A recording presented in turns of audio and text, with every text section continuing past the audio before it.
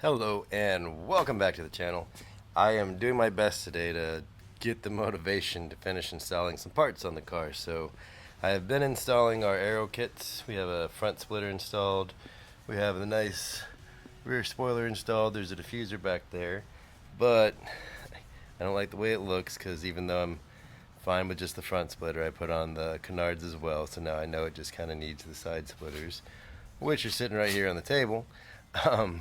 But they've been sitting right here on the table for a while because I gotta do this in my driveway.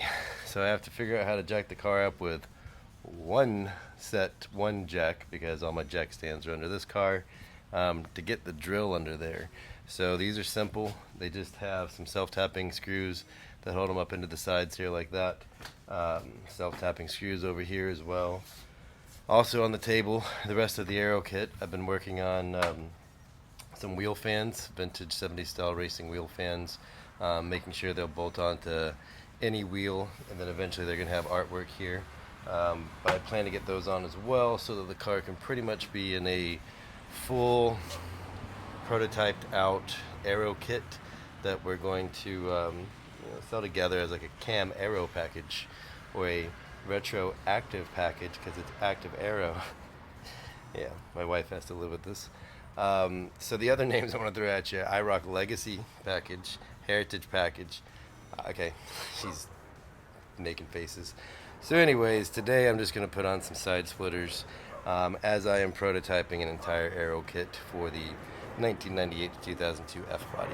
So I'll flip the camera around and give you some specifics in case you're trying to do this yourself, and then go get sweaty and dirty. Okay, like I said, this is pretty straightforward. This is the passenger side of the car. It slides in, pretty much goes to your pinch weld, and then from the underside you have these non-self-tappers, but they are sheet metal screws. So you would just take a drill bit slightly smaller than this, drill it through here, put those up in there, and you can slide it in and out. So you have 5 holes total, not a big deal. And then you have these self-tappers, and if you watched our other videos, this is going to be no different than the canards on the front splitter. No holes are drilled so that you can line it up with your fender, make sure that disappears, put it up there, drill a pilot hole, and then put your self-tappers in. So it's pretty dusty. I'm going to prep the car to get all this stuff underneath there, and then I'll show you how it turns out. What's this?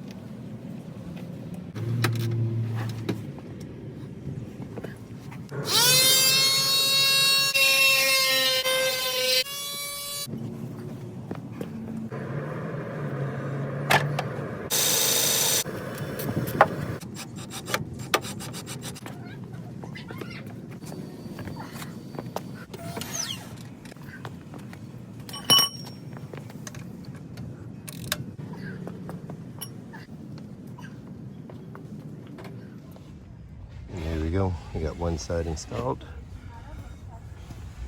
Plenty of tire clearance back there. And she looks good. Put her around, get a good view of it. Yeah. Back it up. Boom, there she is. That I like. Alright, time to do the other side. Okay guys, I'm gonna have to close this video out in the dark, I guess, and then I will in the daylight tomorrow take some good pictures and stuff to actually end it with. But I think she looks good. So we got a whole package going on now. We got the spoiler, we got the diffuser, we got the side splitters. Go up to the front. They're not too hard to install, but I will say that starting at the back is definitely your best bet in working your way forward, because you get it on the back, you get it butted all the way up against the car. I don't know if you can hear me against DJ from Cars over there. You get it butted all the way up against the car, up against your pinch weld, drill your hole, screw it in, drill your hole, screw it in. That's actually the best way to do it. I discovered that out after hours of doing it the wrong way today. Start at the back, work your way forward. You don't even need a extra set of hands or anything. You just start at the back, work your way forward, and that's it. Okay, so all of this is really bad to see in the dark, but there she is, fully installed, our IROC Z track pack. Thank you guys so much for watching. I'm going to install our wheel fans next, so make sure to subscribe if you want to see more stuff like this. Just a 43-year-old pretending he's 23 with the car he used to drive and parts he used to make, trying to make it all better again. So if you like watching that, I appreciate it.